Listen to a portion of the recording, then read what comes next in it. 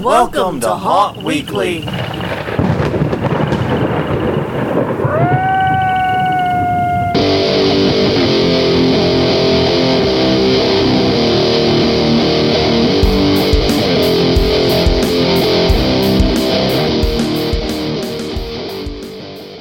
Hello, everyone. I'm Jonathan. I'm Crystal. And this is Haunt Weekly, a weekly podcast for the haunted attraction and industry. Whether you're an actor, owner, or just plain aficionado, we aim to be a podcast for you. And I stumbled the intro, I know, but I'm having an identity crisis, guys. Look, how the hell did this happen?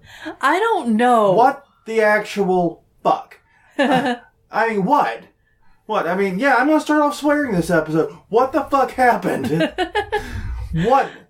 I think this is one of those so obvious that we thought we must have done it at least a dozen times. How? How have we not done this? I don't know. I have checked at least a dozen times. I cannot find the episode we did on this. And it drives me bananas because here's the thing.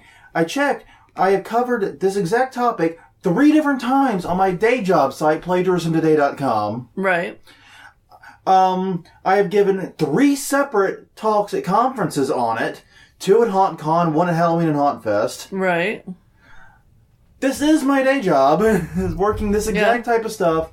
How did we not do a full episode on it? I know we've touched on it a dozen times. Yeah. You want to hear something crazy? You want to hear something bananas?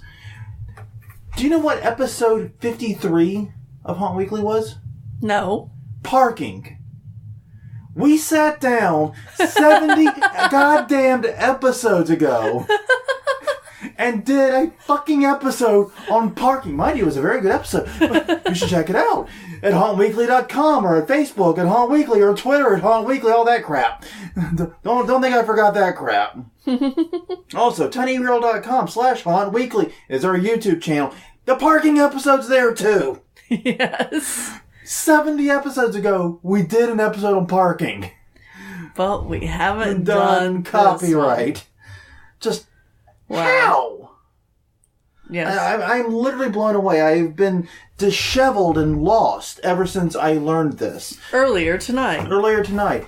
And I gotta say, we'll lead in real fast with this before we get to the conference reminders. I don't want to credit who said it. Right. Who sent the message, because as you get in a minute, he was kind of trying to give a kick in the pants to some people on his team. Yeah. So I don't want to throw him under the bus. Yeah. But I do want to give credit. We were sent this in a message. Yeah. And I'll just read the message. Just a thought/suggestion. My crew is all about the Pennywise animatronic from Transworld. Yeah, we heard all about that too, and we didn't even go to Transworld. Yeah, I know. The haunt group's overloaded with that damn animatronic. Everyone's Pennywise. Well, actually, it was just all the Pennywises. It wasn't just even that one. No, there were several. But anyways, all about Pennywise. And I can't seem to get it across to them that it's a licensed content and a big no-no without serious dollars to pay for the IP. Might be a good topic for an episode. And then I read that, and I went stumpity stump stump. I'm going to send him the link to the episode we did on this. And then my world kind of fell apart. Yeah. That sums the evening nicely. That's been my evening right now. I literally don't know who I am. I feel like a failure of a human being. And I'm drinking some ramen diet, and we're just going to get through this together. Yeah. That's what's going to happen. But anyways, folks, we do have some other... before we jump into the copyright portion of the talk, we have a few things to jump into. First, a reminder. Haunt Chat Live. Yes. By the time this goes live, we'll have done it. Right. But you can go catch the recap. Yeah. I'm sure we're going to have been just totally awesome, knocked it out of the park. It's going to be great. But yeah, we will be on there this weekend. We're recording it early because we have company coming in.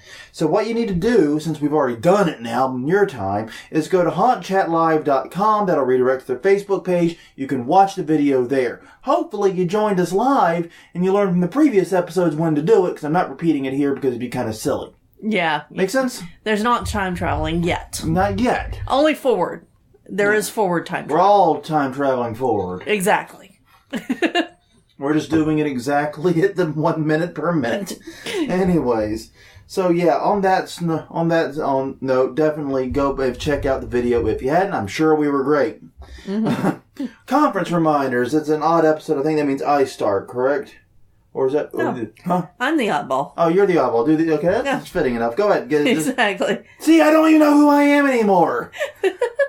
I'm going to be wandering the desert with a long beard and a torn shirt trying to figure out who I am. No.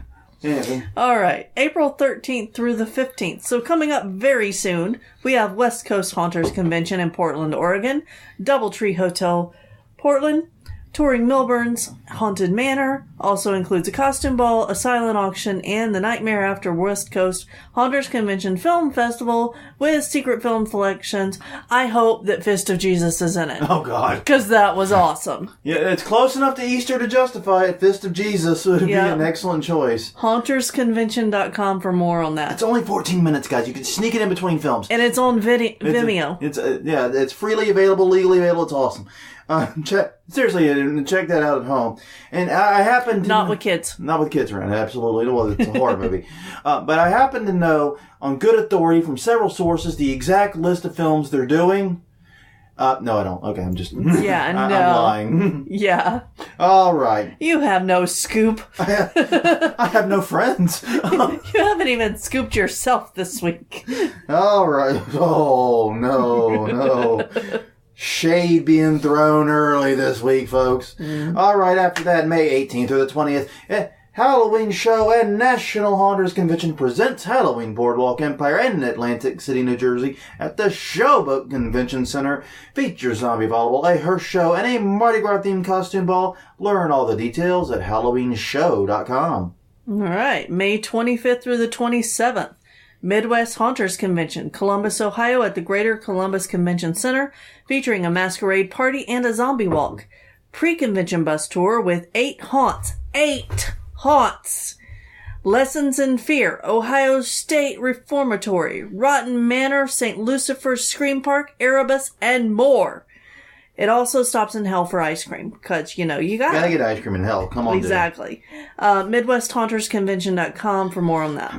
All right, June 22nd to the 23rd in Ulster Park, New York. It's Premier Haunted Attractions Tour and Education Series. It'll be at the Super 8 Kingston, touring the Headless Horseman and all 7 of its attractions. Headless Horseman, Erebus... Yeah. We gotta get out to more conferences, man. We do. We're missing out. Full itinerary TBA, PremierHauntTour.com. All right. July 27th through the 29th. It is Room Escape Conference and Tour in Nashville, Tennessee at the Music City Center. Tour info is still TBA, but you can find out when it becomes available at RoomEscapeShow.com. And finally for this week, July 28th and the 29th in Long Beach, California, it's Midsummer Scream! Eek! At the Long Beach Convention Center, most of the info still TBA. This one is a long way out, folks, but you can keep up to date at midsummerscream.org. .org. Mm-hmm. Orgy. All right, guys. So, copyright and haunters. You know what? I think, honestly, the conversation about Pennywise is a great place to start. Just because that did catch so much fire. It did. And it's not going to go away because they're making more movies. Yes. So he's going to be a character for a while. Yeah, that much is obvious and probably very much a part of our reality. And this is something that I've noticed a lot of haunted attractions do. And it's frustrating not just from a copyright standpoint, but from a creativity standpoint. Yeah. Where they chase whatever the big scary celebrity is. They try to bring Pennywise and they get Freddy, they get Jason. Right. The other guys, and as we're going to talk about in a minute, it's a copyright problem, but it's also a creativity problem because those things are going to come and go. Yeah. If you create something that's truly yours, you can ride that puppy into the sunset. You can. I mean, House of Shock rode their IP for 25 years. Yeah. I mean, yeah, you can say what you want about how the story got a little repetitive at the end, but hey, everyone knew who the characters were. You know what I mean? Right. We knew who Belial was. We knew who the Reverend was. We knew all these people. Yeah. We knew who they were, what they were there for. They told a compelling story. It worked well. So, yeah, you get to write it. So, it's something to think about in addition to this. Now, I guess real fast we should cover why I'm talking about this. I know I've mentioned it a few times in the podcast before, but like many haunters, i.e. most haunters, Yeah. especially home haunters, I have a day job. Yeah. And my day job is I am a copyright and plagiarism expert witness and consultant. Yes. That is a very weird job. In fact, I am the only one I know in the world that does this. Yeah. My primary business these days is copyright and plagiarism expert witness work, testifying in court cases and things like that. But I also do content tracking, content enforcement, content removal. And if you want to know more about what I do at my day job, check out my main site at plagiarismtoday.com. That's plagiarism. Yes, I know. Nobody can spell plagiarism. It'll be in the show notes. Some dumbass decided I had to make that my domain. What was it? 15 years ago now? No, we're in 2018, so 13 years ago now. Right. Damn near 13 years ago now. I also have the business site, which is copybyte.com, COPYBYTE.com. Once again, show notes. Go there and check it out. Feel free to reach out to me there if you have questions on what we're talking about, too. Yeah. This is, like I said, my day job. You got something specific to you? Let us know. So, what we're going to do in this episode is, like I said before, I've given multiple talks at haunted attraction conventions on copyright and trademark for haunting. You might have noted we're just doing copyright this time around. Yes. One of the reasons is because we don't have the full hour. Right. Because we do conference reminders and others, but also because I want this to be a more focused conversation. Yeah. And also, we have someone we want to bring in on the trademark side, someone that's a little more knowledgeable. Copyright's really my turf. Yeah. So let's talk about the basics of copyright. Let's begin there. And actually, another thing I'm going to do in the show notes, I forgot to mention this, is I'm going to put up the slides from my latest talk at HauntCon. I did not actually do that. I put up the 2016 ones I did. I did not put up the 2018 ones. I'm going to put up the 2018 ones for you guys in the show notes. I'm going to link to it somewhere so that way you can go through it. And we're actually going to go through the slides. If you want to, pretend like you're in elementary school or something again. Yeah. We're going to start with slide 5. So basically, pull them up and follow along. Yeah, pull them up, follow along, and the link will be in the show notes, and I'll do beep or something whenever we're changing. I don't know. So, slide 5, basics of copyright. Beep, going to... I don't think that's going to work. Okay. I don't know. It might. It might. Am I the only one old enough to remember doing that? I was the slide operator listening for the beep, beep. Then you fall asleep because the monotone voice of the presentation. Yeah.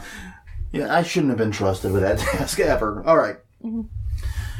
The basics of copyright. Okay, this is the definition of copyright according to the U.S. Copyright Office. It says, copyright is a form of protection provided by the laws of the United States, Title 17 of the U.S. Code, to the authors of quote-unquote original works of authorship, including literary, dramatic, musical, artistic, and certain other intellectual works. So basically, it is a protection that's provided by the code and the legal code, and it is actually in the Constitution. Amazingly enough, yeah, it is mentioned in the Constitution. Getting a little, featuring tag there. So yeah, boop. So what does copyright protect? Well, it basically protects creative works that are fixed into a tangible medium of expression. That includes literary works, musical works, dramatic works, choreography, pictorial graphic works, motion pictures, sound recordings, and architecture. Not included in that list are vessel hull designs, a very, very specific, oddly complicated area. I'm not actually making that up. Yeah. Of copyright law. And a handful of other smaller areas like that one. Now, one of the things to remember is that copyright is federal protection only.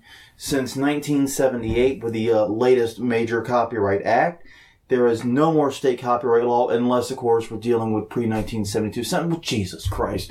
Nothing gets to be easy. No. And if you're working in a haunt, you might be using some pre-1972 recordings. So, yeah, but in general, it's federal protection only, and it transfers to a creator or an employer. Now, this is important for haunts, because volunteers are not employees. Right. This is obviously is an aside into like employment law, but if an employee creates something as part of their employment, right, and basically they're doing as part of their job, the employer owns the copyright in that. Yes, especially if it's explicitly stated in their hiring contract, which it should be. Which it should be, even though it isn't necessary if they're an employee. Right. Now, if they are a contractor or a volunteer, it gets significantly more complicated very quickly.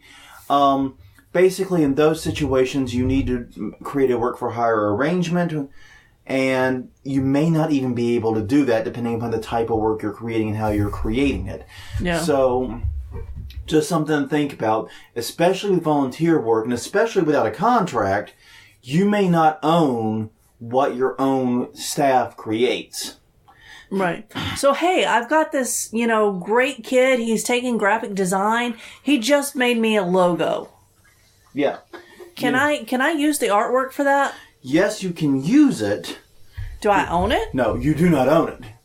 If he makes you, and this is going to be getting into something we talk about a little bit later, actually, where if he makes it for you and gives it to you for a purpose, that's known as an implied license. Even if you don't have a contract, his behavior is acting in such a way that you can use it for the intended capacity. If he intended you to use it on the website or in flyers, you're free to use it.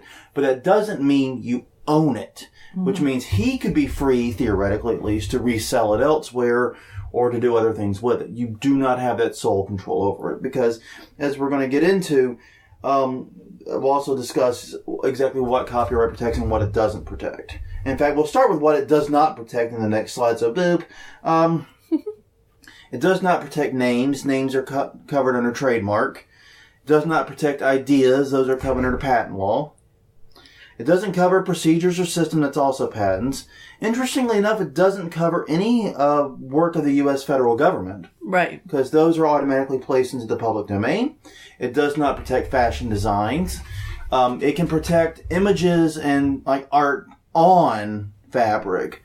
So if it were you could hang it on a wall, right, it could be protected, but the actual cut, the look, the style, that is not protected.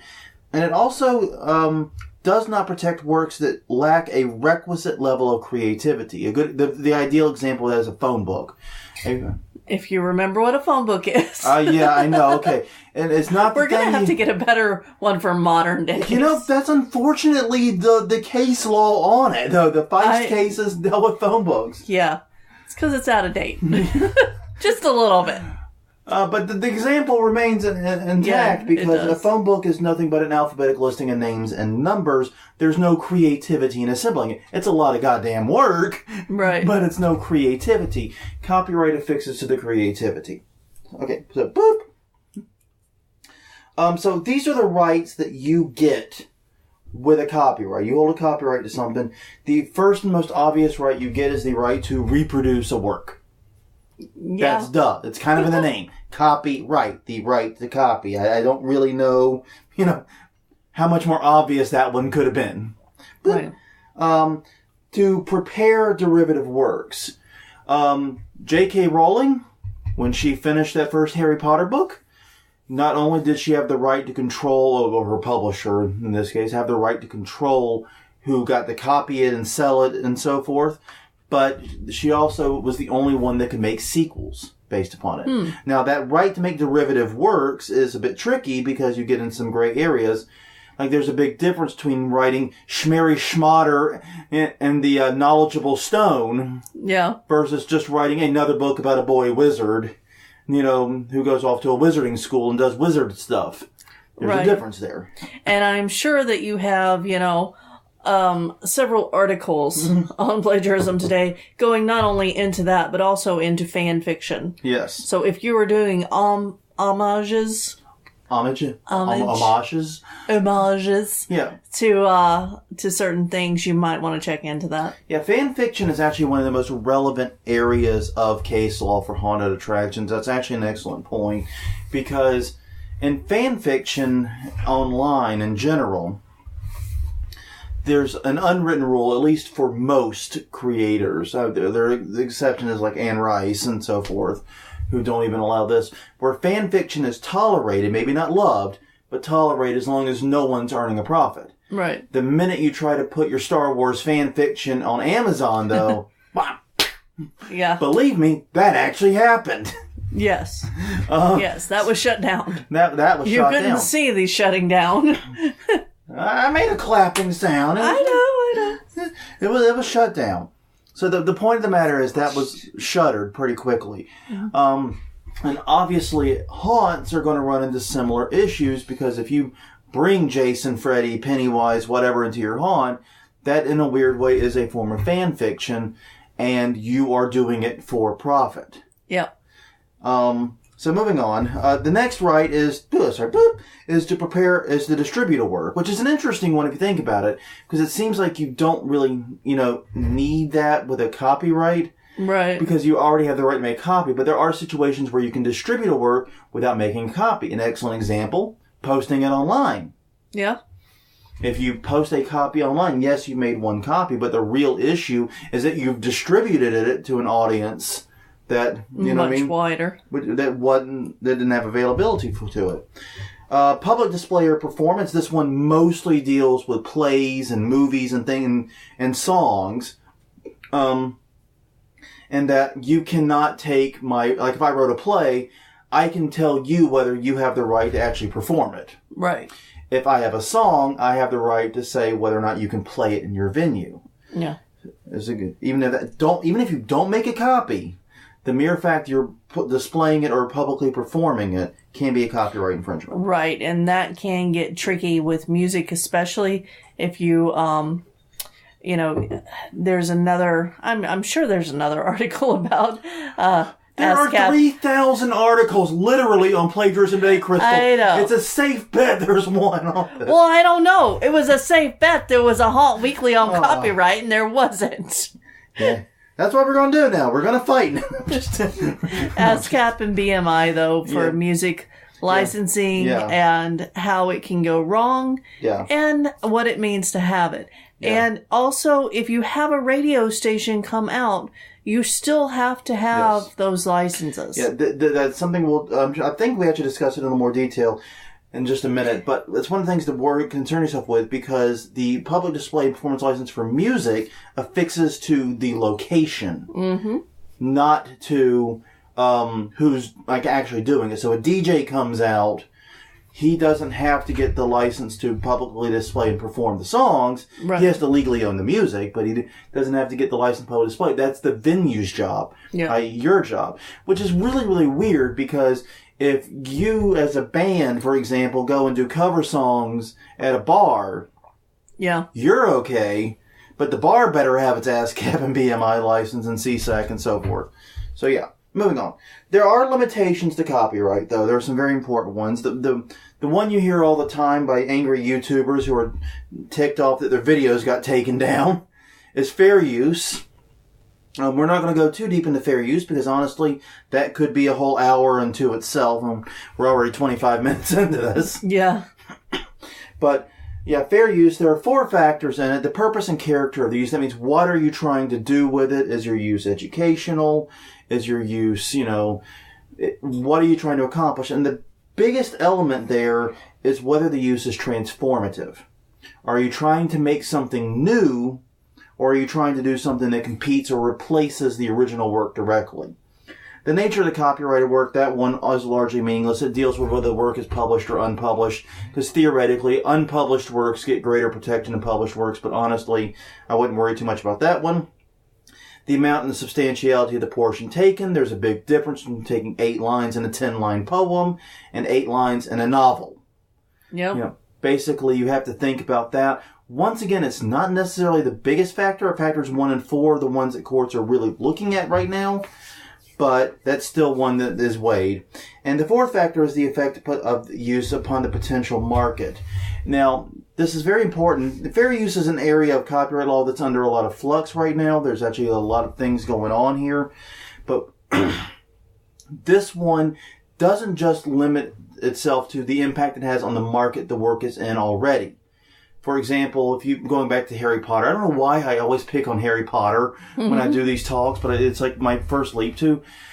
If you go back to before there were Harry Potter movies, and there was a time there was not Harry Potter movies, or if you, is there a Harry Potter play? I haven't heard about there one. Okay, so if you go and you make a Harry Potter Broadway performance, you can't say, well, we're not hurting the market for it because they're not in that market.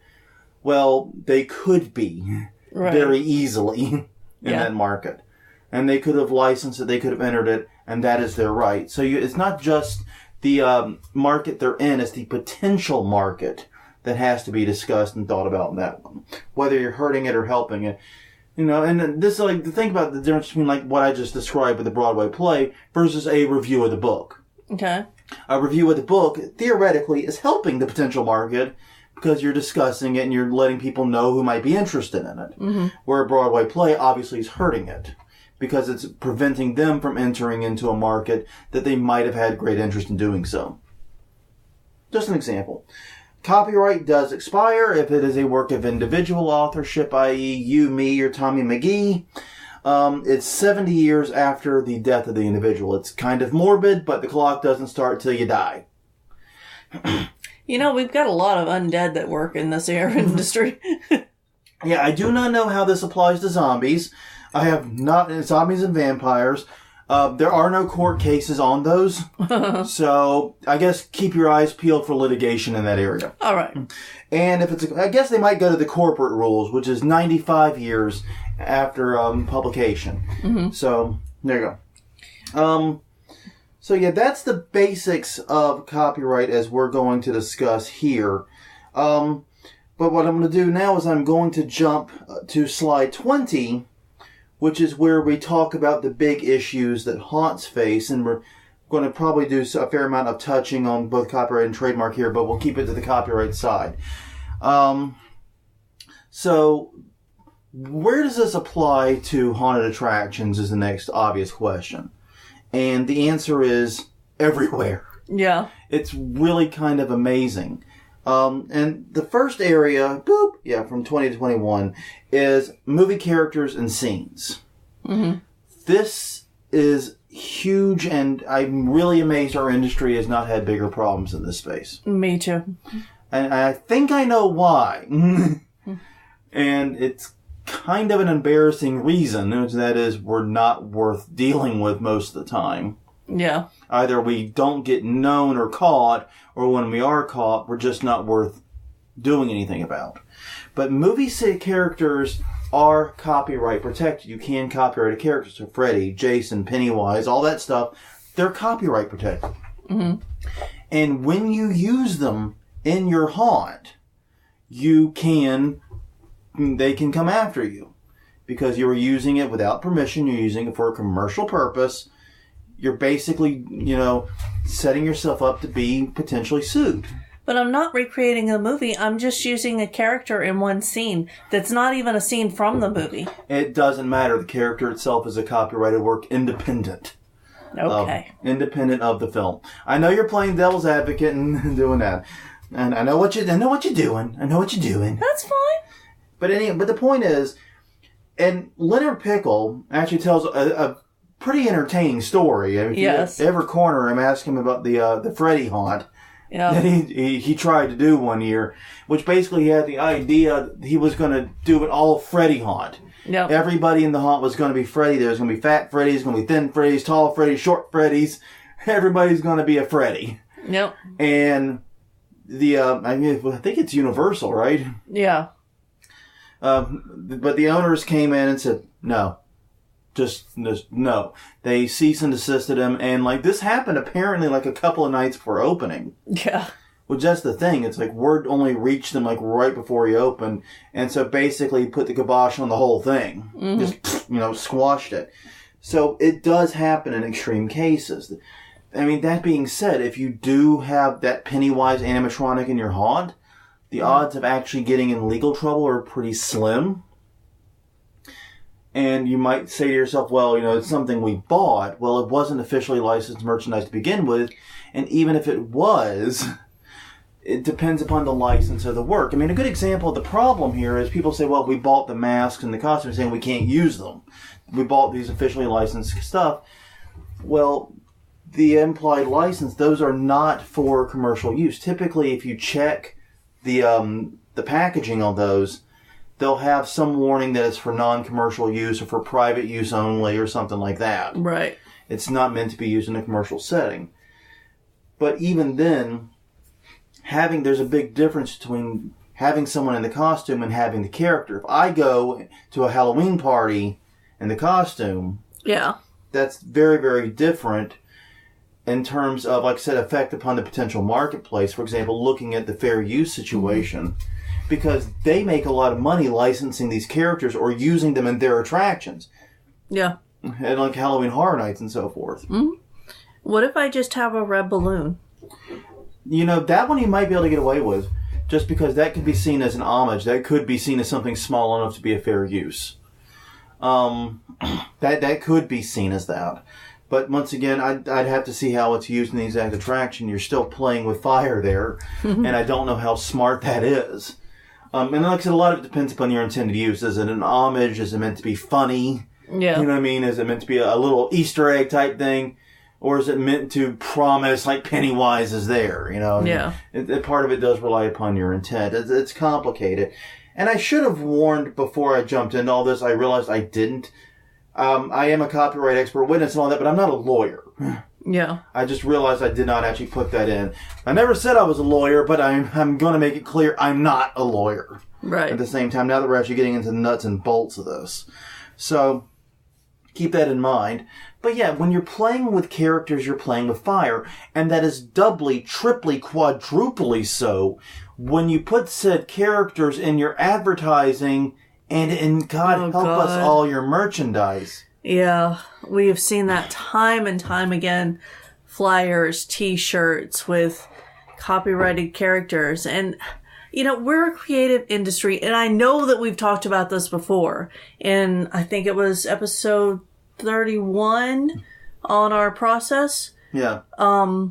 Which was, if you create it, you own it. Yes. You can go after other people if they try to take it. Yeah, which end of this do you want to be on? Yeah. Is a good way to think about it. Do you want to be on the end of it where you're worried about other copyright holders bringing the hammer down on you? Or do you want to be in the end of it where you have total control over it, you own it, and you get to be the one chasing down others that misuse it? Yeah.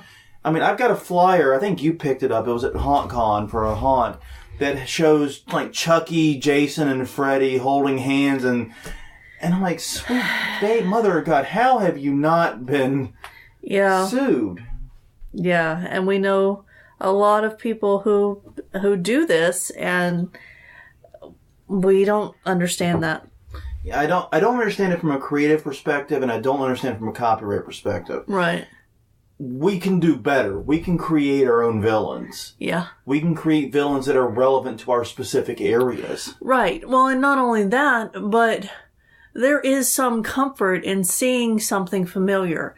So if all you've got is things people already know, then that's going to be more of a comfort than a scare. Yeah, I know Freddy and Jason aren't real. Yeah. I know they're movie characters. Everyone knows that. Exactly. I might not know if your local boogeyman is real. And I mean, I live in New Orleans, man. We got enough boogeymen from our history. And by the way, can't copyright facts. Right. While we're on that subject, you can't copyright factual information. So we got enough boogeymen from our history that are copyright free because they're real. Yeah. That I can play off of and do fictionalized accounts of. So yeah. Something else to ponder is, and this is Boop, by the way, your haunt name and logo and your other creative stuff you put on your website and you put out there in your promotional and marketing material. Yeah, long and short of it is, try to be original here. Last I checked, and this does delve into trademark more, there was something like 28 haunts called the Chamber of Horrors. Yeah. And including one here in New Orleans. Yeah, I'm pretty sure that's why you chose it, because we know them. Well, that, and I remember arriving at HauntCon and seeing people with Chamber of Horror shirts and getting excited seeing some of the people in our local community. Yeah. And then realizing, no, they were from, like, Michigan or some crap. Yeah. Somewhere else. You know, they were that was when we were at HauntCon Baton Rouge that happened, I think. So, yeah, be creative. Definitely make sure there are no haunts and nothing in your area with a similar name. Mm-hmm. But also, you know, just be original. There's enough room here. Okay, another copyright issue, and this one's solely copyright music. If you have music in your haunt, this country is weird. And I say that a lot, but this time I've got very good reason to say it. Yeah. Okay, with every musical work you listen to, whether it's on Spotify or whatever, every song you listen to, there's 2 copyrights. There's a copyright in the composition, i.e. the stuff you can write on paper. That includes the lyrics, the notes. You know, when Sweet Caroline has the bum, bum, bum, it's written somewhere in a composition. Yeah. So that part has 1 copyright. Whoever wrote that, the songwriter, holds that. And then there's the copyright to the actual recording, the part that's put to tape or MP3 or whatever. Mm-hmm. That's a separate recording. Right. That is a separate copyright. And that often has different copyright holders. Mm-hmm. You know, take, for example, a lot of bands will hire songwriters to come in and write songs for them. Well, the songwriter owns the composition, but when they perform it, they hold the right to the recording. Yeah. Bands, and the example that immediately leaps to mind for some reason, like Metallica, that write and perform their own stuff, they own both. Yeah. So it can be the same person, but it's often different people. Right. Like Britney Spears doesn't write her own music. I don't think really she didn't. Right. And I am obviously dating myself here by talking about Metallica and Britney Spears. I feel so old right now. Aurelio Voltaire does. Oh yes, Aurelio Voltaire does write and perform his own music, except when he does his covers. He does a couple of covers. Yes, he does. But other than that, yes. Okay. In our country, there is no public performance right for the sound recording. I don't know why. I have tried to find the answer to that one. I've got nothing. Yeah, that's weird. I've got literally nothing to give you on that one. I don't know why. There's actually some legal efforts to change that, especially when it comes to radio play. Mm-hmm. But it's just not there. So whenever you play a song in a store, whenever you play it in your haunt, whenever you play it on the radio even, mm-hmm. There is an exception here for digital streaming, which is a very bizarre one that I won't go too deep into. But services like, I think it's like Pandora and so forth, mm-hmm. have had to pay these royalties. I'd have to go back and check that. But there is a digital streaming exemption there. But as far as like what we're talking about here with haunted attractions, there isn't one. So you have to license the music for you have to license the composition, but not the recording. Weird. I don't get it, but you do. All right. So what if I hire someone to, make sounds for my haunt? Well, that is fine as long as they use original sounds and they use original material, mm-hmm. and you get the license to actually use it when you pay for it. How do I know it's exclusive? That's going to be in your contract. You got to get the contract. Get the papers together. Get the papers. It's all about the papers. And it blows my mind. We're a handshake industry a lot of times. Right. This is an area copyright in general should never be a handshake thing. No. Well, and the other thing to remember is if you are a musician yourself, mm-hmm. and you're making music for your haunt, and you bring someone in to play other instruments. Yes. They also, if I'm not mistaken, they will own part of the they will own part of the right. If they write the song, they contribute to the writing of it. They'll own part of the composition, and if they contribute to the recording, they'll own part of the recording. Yeah. And that's one of the things to think about. That's another issue that's actually a really good point, is collaborative work. Joint authorship, as it's called in copyright, which is an issue where when you and I are doing this podcast right now, this is a work of joint authorship. Yeah. Because we have both contributed something to this podcast, which means we own 50% of the copyright, because we don't have, we don't have any contract between us giving up the rights any differently. And that's perfectly fine. But then that would be true even if, for example, and this is not how it goes, if one of us did like 95% of the work. Yeah. If like one of us, and I'm not saying who, like did all the show notes, the editing, the uploading, basically did everything, and the other person barely spoke and barely contributed anything. And no, I'm not saying anything. Crystal's giving me a look. But so, even if the workload is unbalanced, it's a 50-50 split. Yeah. And this comes up a lot in book writing, because sometimes people will contribute only minor edits or contribute small portions of it and walk away with 50% of the rights to it. Right. So that goes into your story for your haunt too. Yeah. Be thinking about that. When you work with other people, bear in mind, unless you specify otherwise, they will own an even share. If it's 3 people, it's 33, 33, 33. If it's 4 people, it's 25. And if you can't figure out the math for yourself, just get a calculator. So before you work with anyone, get your contracts and work for hires in place. Yeah. But anyways, getting back to music, which is where we got off on that aside. Sorry. Basically, you want to remember 3 names. BMI, ASCAP, and SESAC. They're all acronyms. BMI stands for Broadcast Music Incorporated. ASCAP stands for the American Society of Composers, Authors, and Publishers. And SESAC stands for Screw You. I can't remember what SESAC stands for. I'm pretty sure you're going to look it up for me, because I'm in the full screen mode. Yeah. But I think it's the Society of European Songwriters. Society of European Stage Authors and Composers. Yes, thank you. You're welcome. I was getting there. I was close. You were. I was getting there. I was really close. But yeah, that's the smaller of the 3. That's the less important of the 3 in terms of like the library they have. But anyways, these are organizations. Basically what they do is they license the compositions for use in a place like a haunted attraction. And here's the thing. They base the amount they're going to charge you on your estimated foot traffic for the entire year. If you are a seasonal haunt and you only get that foot traffic over 6 months, that's going to be a cheap license. Yeah. Cheap license. Yeah, at a HauntCon, the one that was in Mobile, I believe. Yeah. Someone mentioned Birmingham. It was Birmingham. Sorry, Birmingham. Someone mentioned it was less than $80 for theirs. Yeah. For all 3. That sounds perfectly possible and reasonable. Yeah. And basically what this does is it means that they can't come after you for playing music. And this licenses functionally every song you can think of. Yep.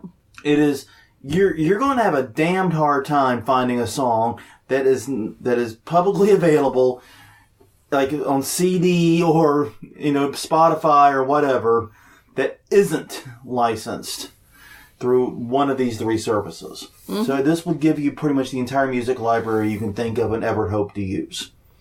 And it's peace of mind, all for what will probably be the cost of a few tickets. Right. Just saying. It's a beautiful thing. I highly recommend it. Now, if you are a home haunter, you do not have to do this. This only applies if you're a true home haunter. You do not have to do this. It only applies to commercial establishments, and that also includes charities in this case. So basically, if you're taking ticket money in, if it's a commercial establishment, you need to do this. All right, another area, Boop, is your website and social media. Definitely keep track of what you post on whoever it is that's posting website and social media. Make sure they're aware of these issues and not posting things that are copyright infringing. Yeah. The big issue there has less to do with likely being sued, but with people ordering takedowns of your posts and possibly getting, kicked off Twitter or Facebook, etc. So watch out. Or, taking your entire site down. Yeah. We might have done that to some people. Yeah, we did. Not in the haunt industry. Let me put that out there. No haunts were harmed in the making of this copyright enforcement. Yes. But no, I mean, other industries. You have a client who I help with. Yeah. Who has his marketing material taken quite often. Yes. And we shut down those unethical competitors with frightening ease and regularity. Yeah. I think that's about right. Yeah. All right.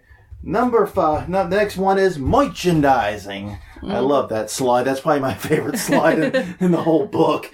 If you're not pulling it, I'll describe it. It's yogurt from Spaceballs with the Spaceballs, the flamethrower on the slide. I love that movie so much. But yeah, merchandising, you have to be doubly, triply careful what you put on your merchandise because this is stuff, A, that's going to be extremely public, B, is the absolute epitome of the term commercial use. Mm-hmm. And you basically blew yourself out of the water on any fair use conversation. So yeah, be very, very careful what you do with your merchandising. Also, in the same vein, boop, next slide, your marketing. Don't forget that this, once again, is the public, it's the most commercial, it's the stuff that's out there. Watch yourself. Don't use characters, don't use, images that you don't have the copyright to or don't have a license to. Honestly, as far as images go, if you want free images, go to pixabay.com. That's PIXABAY.com. It's a public domain stock photo site. Mm-hmm. Everything's free to download and free to use without attribution. Go hog wild, find stuff and enjoy it. There are a few other sites like it. There's also a lot of cheap stock photo sites out there for like a couple bucks an image. Mm-hmm. The Avanto Marketplace has, I can't remember what theirs is. I think it's like Pick Jungle or something like that. Yeah. I've only been in there a few times. But yeah, basically, you can find all of these cheap stock photography websites that will let you use the images with, either little to no cost. I do most of my stuff, like in this presentation, other than the still from Spaceballs, which I'm pretty sure is a fair use. Yeah. Pretty much everything here comes from Pixabay and other free stock photo websites. Yeah, I use Pixabay all the time, including for horror-related stuff. Yes. And the final one to remember and to keep your eye on, so boop, next slide, is your actors. Remember that they represent you. Impress upon them the importance of A, sticking to whatever is original and not just copying Freddy or Jason. It's really, really frustrating because I've actually seen this happen where actors kind of go rogue. Yeah. And they decide they're going to put on a Freddy costume or a hockey mask or whatever and pretend to be Jason for a night. Yeah. Yeah, keep an eye on that and stop it. Mm-hmm. For all the reasons we mentioned. That's just it. This is the thing that's so frustrating about copyright and haunting, is following copyright law, especially within the confines of the creativity of your haunt itself. I understand if you find the music thing a little frustrating. Hopefully, though, it's so cheap it really isn't much of a burden to you. Right. Hopefully you're doing well. Hopefully you're doing well enough that ASCAP BMI license isn't going to be a burden to you. And believe me, it's worth it because I don't think these guys target haunts regularly, but it does happen. Yeah. So just bear that in mind. But yeah, it doesn't. But following copyright and being original and not using other people's stuff isn't just ethically the right thing to do. I think it's creatively the right thing to do. Mm-hmm. It makes your haunt much more effective whenever you're using something that is more relevant to you and your specific attraction and your specific location. Right, and that's scary to your customers. Exactly. I mean, if you've got, Jason roaming the backwoods of Mississippi for some reason, it's weird. It's not the right place. It's not the right time. It doesn't make sense. It's not his environment. Right. It's a very, very bizarre thing. And it's a comforting thing to people because people know, like I said, these characters aren't real. They've seen the movies. Mm-hmm. You can make something that's even scarier, and you can make something that you can build off of year after year after year. Because here's the other thing. What happens when that IP, when that horror franchise goes a different direction? What happens Right. when, in the next Halloween movie, Mike Myers is killed in an embarrassing fashion or something like that? And gets completely nerfed or something. Mm-hmm.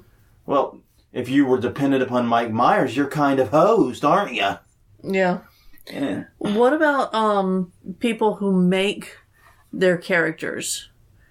You know, a I mean, very people like Japes. yeah, someone who makes a unique character, but maybe they've stayed at one haunt for a really long time. Well, once again, like we talked about, if it's not a work for hire, which volunteer work it almost never would be, they own it. They can take it and go elsewhere with it. What if you hire them and they create it while they're working for you? That would be different then. If they are an employee under employment law, then you as the employer would own that if they created it. And that's one of the things you're going to run into, like this weird squiggly trouble with. And it came up in a case involving the Bratz doll line, oddly enough. Is sometimes distinguishing what was created on the job versus not on the job can be very difficult. Right.